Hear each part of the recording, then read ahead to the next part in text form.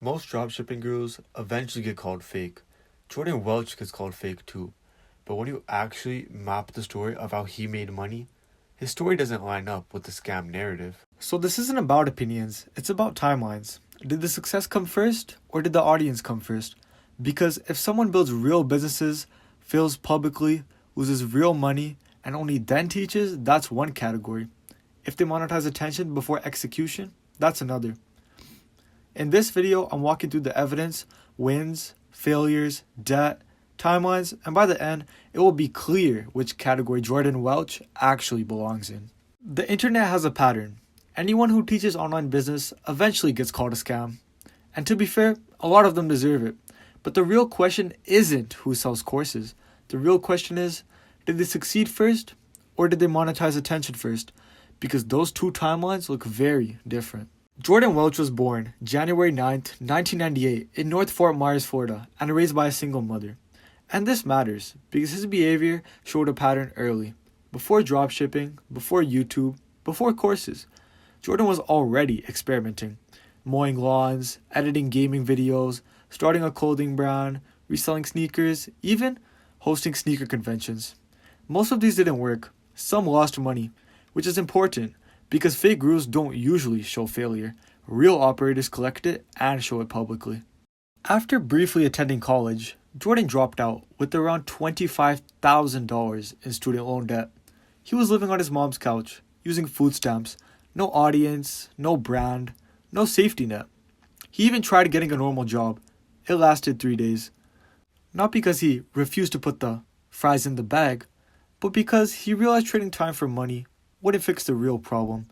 This wasn't motivation, it was pressure. By 2018, Jordan built a Shopify store that generated roughly $750,000 in revenue.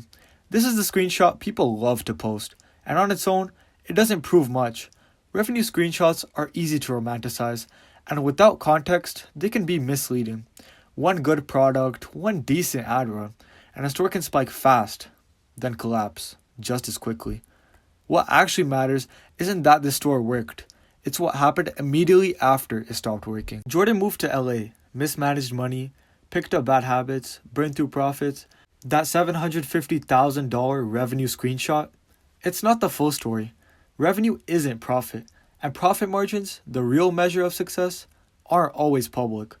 There are plenty of costs behind the scenes: ads, refunds, chargebacks, and operational expenses. So it's reasonable to question how much Jordan actually kept during those early days. And this is where the story gets uncomfortable, and where Jordan's case isn't bulletproof. Most of the numbers people reference are revenue, not profit, and that criticism is valid. But here's the part that usually gets left out. Jordan has said that his first major Shopify store did roughly $720,000 in revenue and about $100,000 in profit. That's a 23% profit margin. That doesn't make him a genius. It doesn't mean every store after that worked. But it does matter, because that's not a lucky spike. That's operational competence. You don't accidentally clear 6 figures in profit while handling ads, suppliers, refunds, and chargebacks. And more importantly, that profit came before courses, before coaching, and before monetizing attention. And yes, outside of Jordan's own reporting, there's limited third-party verification on the exact margins. That matters. This isn't blind trust, it's incomplete data.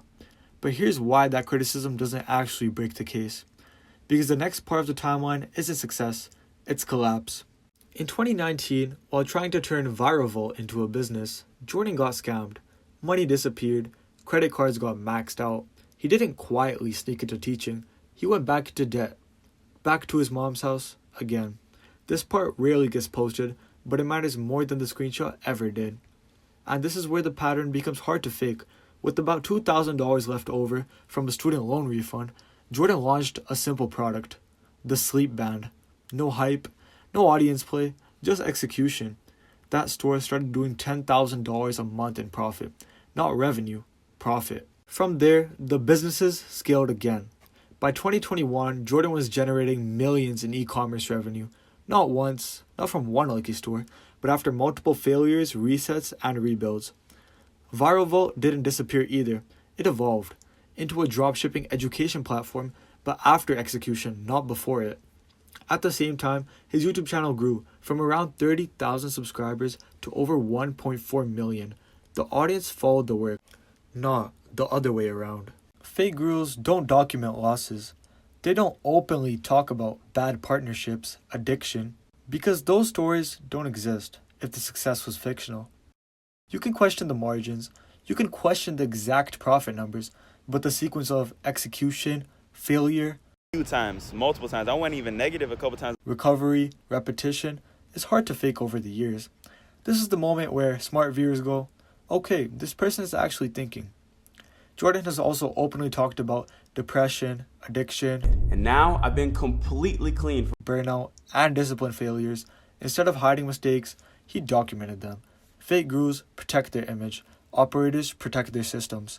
So, is Jordan Welch a fake guru?